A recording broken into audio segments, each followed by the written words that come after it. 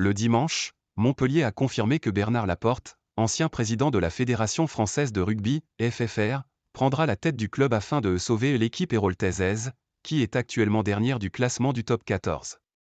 L'ancien sélectionneur du 15 de France, 59 ans, est nommé directeur du rugby, a précisé dans un communiqué le Montpellier Hérault Rugby, MHR, parlant d'une décision stratégique, prise au vu de la situation d'urgence sportive du club. Laporte succède à Philippe Saint-André, lui aussi ancien sélectionneur de l'équipe de France, qui continuera toutefois de conseiller la direction générale du MHR. L'arrivée de Bernard Laporte vise à sauver le club et à remettre de la cohésion dans le projet sportif, a encore souligné le club languedocien, dernier du classement après sa défaite samedi à Perpignan, 23-16, son 6e revers en cette rencontre. L'arrivée de Bernard Laporte dans le club du président Moed Altrad ne manquera pas d'être commentée, moins d'un an après la condamnation commune des deux hommes dans une affaire de corruption active, de trafic d'influence et d'abus de biens sociaux.